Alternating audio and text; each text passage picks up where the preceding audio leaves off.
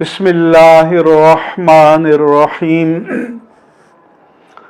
آج میں حضرات علماء و مشائخ اہل سنت اور عوام اہل سنت سے مخاطب ہوں۔ اللہ تبارک و تعالی نے 20 سال کی جد و جہد کے بعد تحریک طالبان افغانستان کو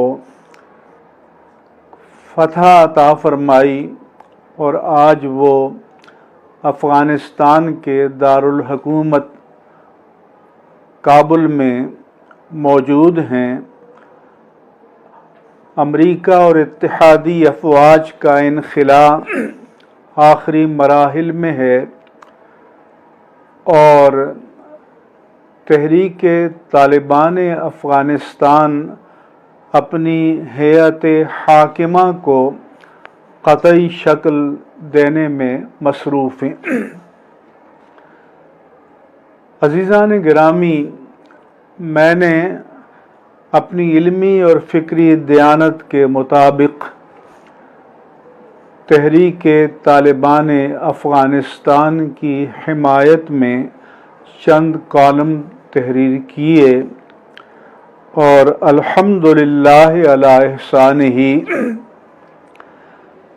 تقریباً 99% اہل سنت و جماعت نے اس کی تحسین فرمائی، اسے وقت کے تقاضوں کے مطابق قرار دیا اور اس کی تائید و حمایت کی۔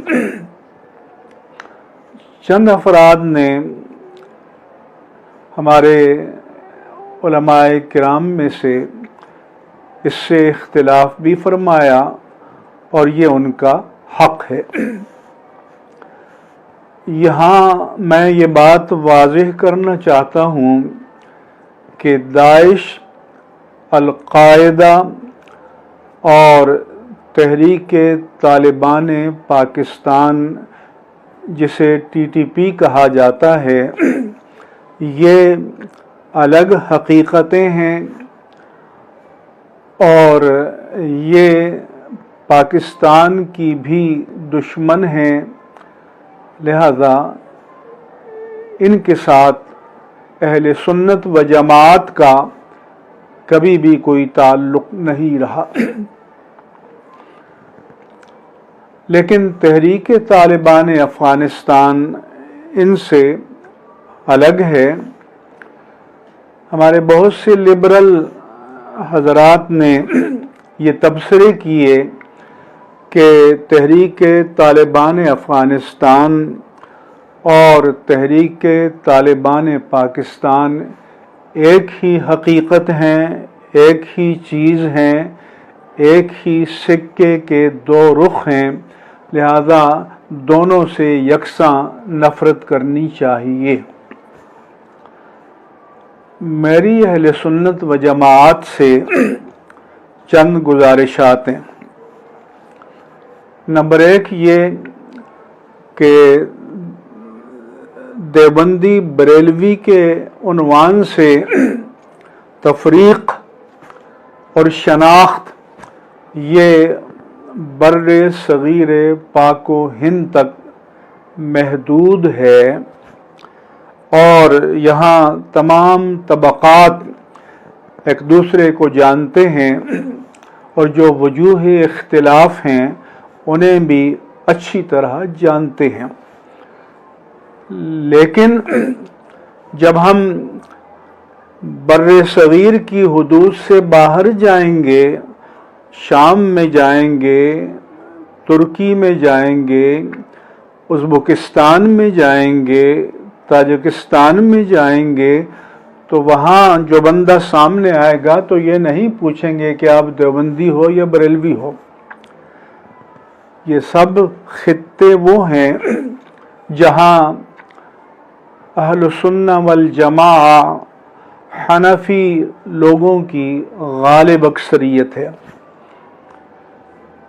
اسی طرح سے افغانستان بھی ہمیشہ سے سنی، حنفی، ملک رہا ہے۔ ہمارے بر صغیر میں جو صوفیاء کرام تشریف لائے وہ بھی افغانستان کی طرف سے آئے، جو سلاطین و فاتحین آئے وہ بھی اسی طرف سے آئے۔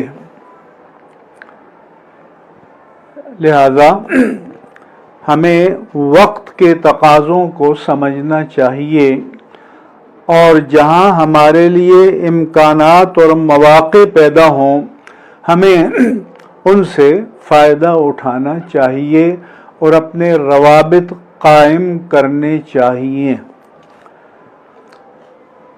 عزیزان گرامی، ہم آپ سب جانتے ہیں کہ جب سوویت یونین کے خلاف افغانستان میں جہاد ہو رہا تھا تو اس وقت شرق اوسط کے تمام ممالک، امریکہ اور اتحادی، یہ سب مجاہدین کی حمایت میں تھے، کیونکہ سوویت یونین متحدہ دشمن تھا جو اشتراکیت، اشتمالیت اور کمیونزم کا علم بردار تھا۔ لیکن پھر سوویت یونین کو شکست ہوئی، وہ خود بھی شکست و ریغ سے دوچار ہوا اور اس کا وجود معدوم ہو گیا۔ مگر 9/11 کے بعد امریکہ نے افغانستان پر یلغار کی، حالانکہ 9/11 کے سانحے میں نہ کوئی پاکستانی شامل تھا، نہ کوئی افغانی شامل تھا، وہ لوگ سارے عالم عرب کے تھے اور امریکہ میں تربیت یافتہ تھے، اگر امریکہ کا دعویٰ درست ہے۔ مگر پھر وہی امریکہ مجاہدین کا دشمن ہوا، 20 سال تک اس نے افغانستان میں مظالم ڈھائے، لاکھوں انسانوں کو اس نے ظالمانہ طور پر موت سے ہمکنار کیا۔ بگرام جیل اور گوانتانامو بے کے عقوبت خانے ایجاد کیے، اور تحریک طالبان افغانستان امریکہ اور اتحادی افواج کے خلاف اپنے وطن کی آزادی کے لیے مصروف جہاد رہی، اور بالآخر اللہ تبارک و تعالی نے اگست 2021 میں ان کو فتح سے ہمکنار فرمایا۔ اس لیے ہمیں پورے ملکوں کو دین و مسلک سے خارج کرنے کا رویہ ترک کر دینا چاہیے، اور ہمیں اپنے لیے مواقع اور امکانات کے دروازے کھلے رہنے چاہیے۔ ہمیں تحریکی سطح پر، علمی سطح پر اور مسلک کی سطح پر ان سے روابط قائم کرنے چاہیے۔ وہاں پر روحانی سلاسل بھی موجود ہیں، فقہ حنفی کے ساتھ تمسک اور اعتصام اور رسوخ بھی موجود ہے، ہمارے اور ان کے درمیان مشترکہ اقدار بھی موجود ہیں۔ لہذا ہمیں ان حقائق کا ادراک کر کے علمی سطح پر اور دین و مسلک کے مفاد میں مثبت روابط قائم کرنے چاہیے۔ اللہ تبارک و تعالیٰ کا فرمان ہے، یا ایھا الذین آمنوا اجتنبوا کثیرا من الظن، اے مومنو بہت سے گمانوں سے بچا کرو۔ اور رسول اللہ صلی اللہ علیہ وآلہ وسلم نے فرمایا، ایاکم والظن فإن الظن اکذب الحدیث، بدگمانی سے بچو، بدگمانی بہت بڑا جھوٹ ہے۔ یہ ضرور ہے کہ دوسرے لوگوں نے ان سے روابط قائم کیے اور ہم نے اپنے آپ کو لا تعلق کر دیا، فاصلے سے رکھا، تو اس میں ان کا قصور نہیں، اس میں ہماری اپنی کوتاہیاں شامل ہیں۔ اس لیے ہمیں اپنی جو پوری ایک طرح سے سوچ تھی، فکر تھی، اور ماضی قریب کا جو ہمارا ایک انداز نظر تھا، اس پر نظر ثانی کی کوشش کرنی چاہیے، اور نئے حالات میں نئے انداز سے اس پورے خطے کے مسلمانوں کے ساتھ روابط قائم کرنے کے لیے بنیادیں قائم کرنی چاہیے اور بنیادیں تلاش کرنی چاہیے۔ آپ کو مشترکات کا ایک غیر متناہی سلسلہ مل جائے گا۔ احناف کے فقہائے کرام جو ماوراء النہر سے ہماری کتب فقہ میں جن کا تذکرہ آتا ہے، ان سب کا تعلق اسی خطے سے رہا ہے۔